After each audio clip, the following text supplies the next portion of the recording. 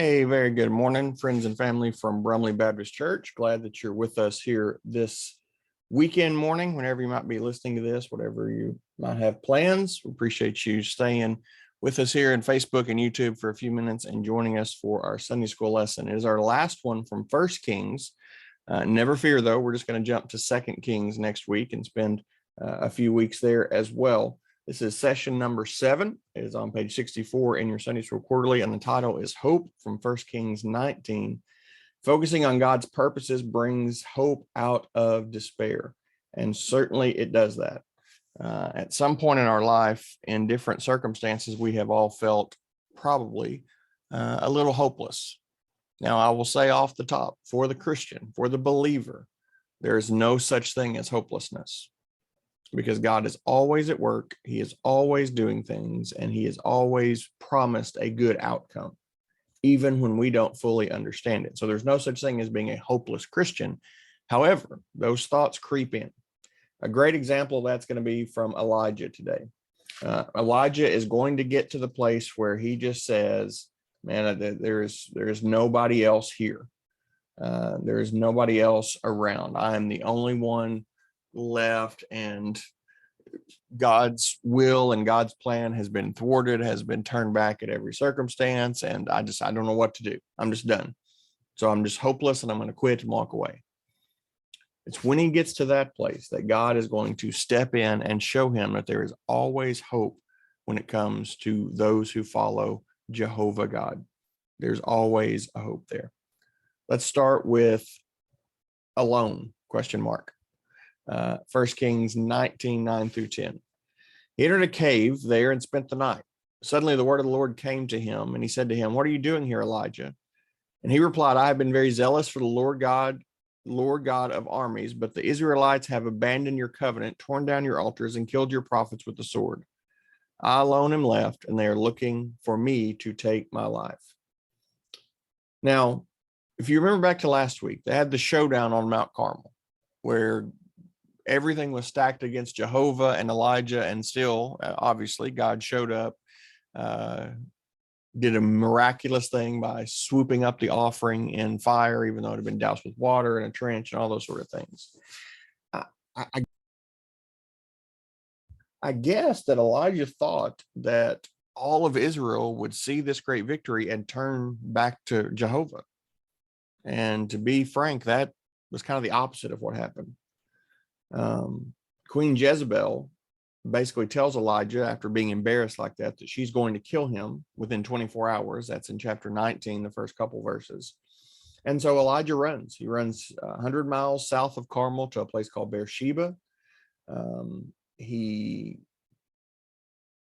basically said he was ready to quit. He left his assistant, the prophet school that was learning from him at Beersheba, went in the wilderness in chapter 19, verse 4, preparing to die. Twice an angel woke him up and gave him food and water. And then eventually he goes into this cave here in verse 9 and sleeps. He has resigned himself to the fact that he's done, Israel's done, God is done, basically. And so verse 9 says, suddenly the word of the Lord came to him and said, "What are you doing?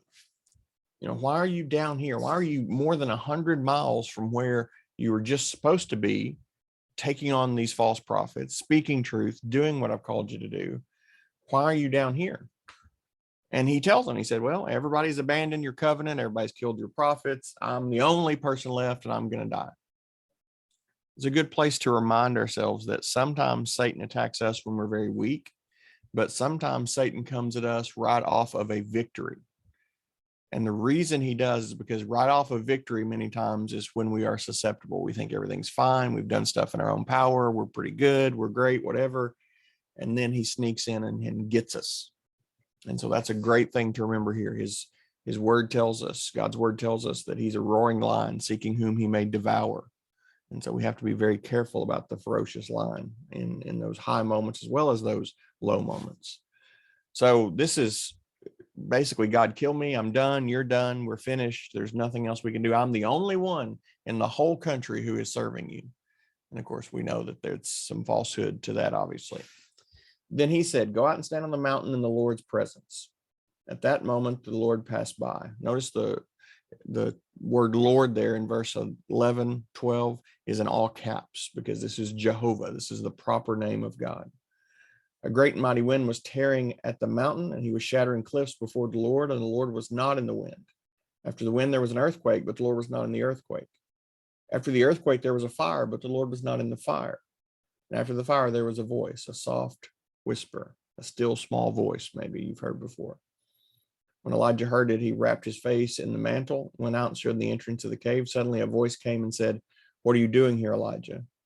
"I have been very zealous for the Lord God of Armies," he replied. "But the Israelites have abandoned your covenant, torn down your altars, killed your prophets with the sword. I alone am left and are looking for me to take my life."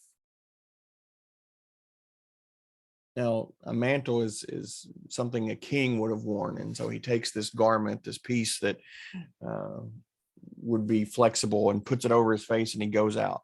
Why? Because God tells him to. He hears the voice of the Lord, but he doesn't hear it in the wind. He doesn't hear it in the earthquake. He doesn't hear it in the fire. He hears it in the whisper. Now, that's not to say God's not in the other things. Sometimes he is. Sometimes God is speaking to us through the wind or the earthquake or the fire, but sometimes he is speaking to us through that still small voice. And we have to be discerners to be able to hear the word of the Lord. What is he trying to tell me through his word, through his creation, through the conscience that's within me? Do the things that he's telling me, do they match up with what the word of God says? Because they always will. They will always match up with what the word of God says. God will never tell us anything that is contrary to his holy and perfect word. So what are we hearing? What's there? Do we hear his voice? Do we hear him speaking to us through the whisper? Very important. Notice at the end of the whisper, he tells him the same thing. God, we're done. They're trying to kill me. So God answers. The word of the Lord said to him, "Go and return by the way you came to the wilderness of Damascus. When you arrive, you're anoint Hazael as king over Aram. You're anoint Jehu, son of Nimshi, as king over Israel, and Elisha, son of Shaphat, from Abel Melolah, as prophet in your place.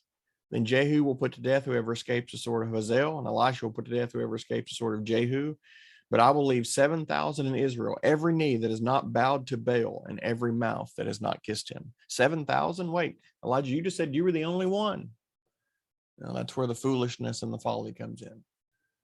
God tells them there are 7,000 that have not bowed the knee to Baal. You are not the only one.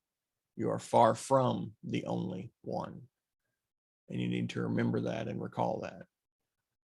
The beautiful picture here. To remind him, God's always at work. Even when we don't see it directly, God is at work in so many places around us.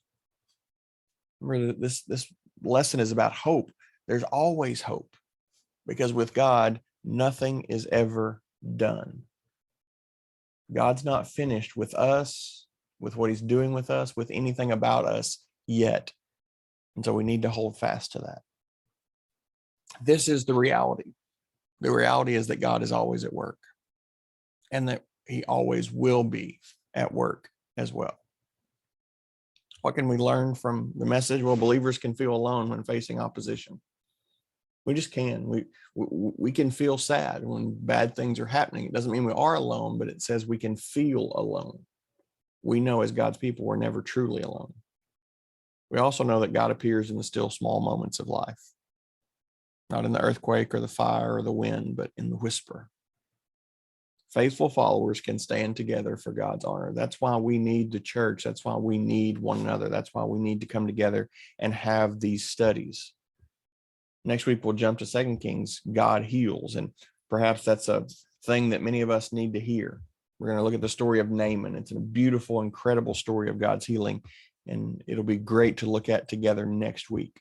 So pray that you'll come back and do that. You can see we've passed the halfway point in our study of 1 and 2 Kings, and we're moving into 2 Kings for the next several weeks.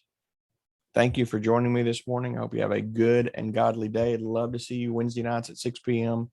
or Sunday mornings at 10 a.m. at Brumley Baptist Church, live and in person. Until then, have a good and godly day, and go serve your King.